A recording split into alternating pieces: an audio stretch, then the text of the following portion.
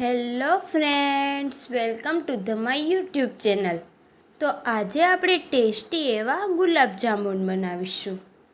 તો વિડીયો ચાલુ કરતાં પહેલાં જો તમે મારી ચેનલ સબસ્ક્રાઈબ ના કરી હોય તો ફટાફટથી જઈને નીચે આપેલા બેલ આઇકન પર ક્લિક કરો અને મારી ચેનલને સબસ્ક્રાઈબ કરો, જેથી મારા અવનવા વિડીયો તમારા સુધી પહોંચી શકે. તો ગુલાબજાંબુ બનાવવા માટે મેં અહીં ઇન્સ્ટન્ટ મિક્સ જે ગુલાબજાંબુનું પેકેટ આવે છે તે લીધેલ છે. તો તેને હવે આપણે એક બાઉલમાં લઈ લઈશું. તેને હાથની મદદથી આ રીતે રેડી કરીશું. તો હવે આપણે તેમાં અડધો વાટકો દૂધ ઉમેરીશું. અહીં આપણે એકસાથે દૂધ નથી ઉમેરવાનું, જરૂર પ્રમાણે થોડું થોડું દૂધ ઉમેરતા જઈશું અને તેને હલાવ્યા કરીશું. તો ફરીથી આપણે થોડું દૂધ ઉમેરી લઈશું અને તેને સારી રીતે મિક્સ કરી લઈશું.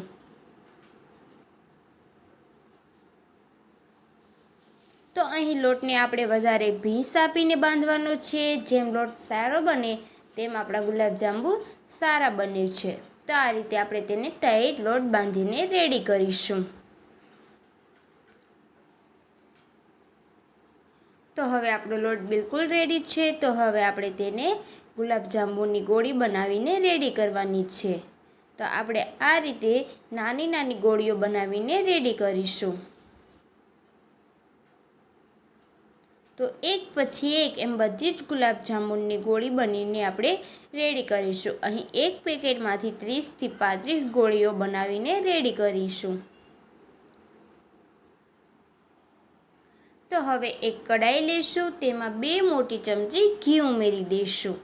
તો અહીં આપણે ગુલાબજાંબુની ગોળીઓને તેલની જગ્યાએ ઘીમાં તળવાની છે. તો આપણે હવે ઘી લઈશું. તો આપણું ઘી સારી રીતે ગરમ થાય ત્યાર પછી તેમાં ગોળીઓ ઉમેરીને તેને તળી લઈશું.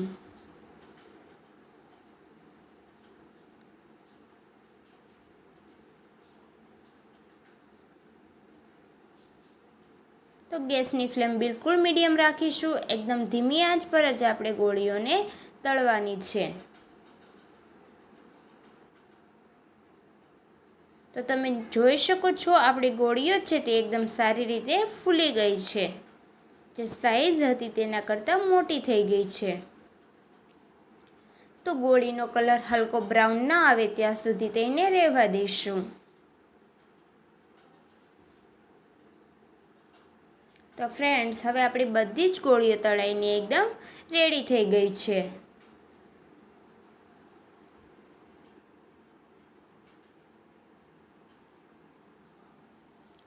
તો હવે આપણે ચાસણી લઈશું. તો ચાસણી બનાવવા માટે એક કઢાઈ લઈશું. તેમાં અહીં આપણે જામુનનું એક પેકેટ યુઝ કર્યું છે તો તેના પ્રમાણે 700 ગ્રામ ખાંડ લઈ લઈશું. ત્યારબાદ તેમાં એક મોટો પાણીનો ગ્લાસ ઉમેરી દઈશું. તો અહીં 700 ગ્રામ ખાંડ હોય તો તમારે સામે 1 લીટર પાણી લેવાનું છે. તો હવે આપણે તેને સારી રીતે મિક્સ કરી દઈશું. આપણી ખાંડ છે તે સારી રીતે ન ઓગળે ત્યાં સુધી તેને હલાવ્યા કરીશું.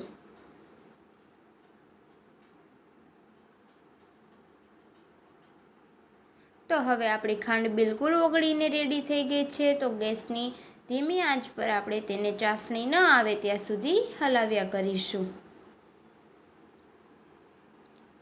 તો હવે આપણી ચાસણીમાં બબલ્સ આવવા માંડ્યા છે, એટલે કે આપણી ખાંડ છે તે બિલકુલ ઓગળીને રેડી છે અને ચાસણી પણ ધીમે ધીમે આવવા લાગી છે.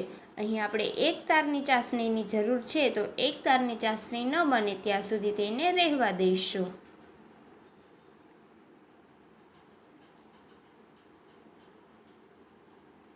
તો હવે આપણી ચાસણી બિલકુલ રેડી છે. તો હવે આપણે તેને ગેસ પરથી નીચે લઈને ઠંડી થવા દઈશું. ત્યારબાદ આપણી જે ગુલાબજાંબુની ગોળીઓ રેડી કરી હતી તે ઉમેરી દઈશું અને તેને ચાસણીમાં 10થી 12 કલાક માટે રહેવા દઈશું. તો ફ્રેન્ડ્સ, એકદમ ટેસ્ટી એવા ગુલાબજાંબુન બનીને રેડી થવાના છે. તો તમે ચાસણીમાં ઉમેર્યા બાદ તરત જ જોઈ શકો છો એકદમ ટેસ્ટી એવો કલર પણ આવીને રેડી છે. તો તમે 10થી 12 કલાક પછી આપણા ગુલાબજાંબુ ચેક કરી શકો છો. એકદમ ફૂલીને રેડી છે. ચાસણી પણ સારી રીતે ચૂસી ગઈ છે. તો આ ગુલાબજાંબુની રેસીપી તમને કેવી લાગી તે જરૂરથી કોમેન્ટ કરો અને મારી ચેનલ ખુશી કુકિંગને સબસ્ક્રાઈબ કરો, જેથી મારા અવનવા વિડીયો તમારા સુધી પહોંચી શકે અને તમે મારી બધી જ રેસીપીનો આનંદ માણી શકો. તો ફટાફટથી જઈને કોમેન્ટ કરો કે તમને રેસીપી કેવી લાગી અને ચેનલને સબસ્ક્રાઈબ કરો.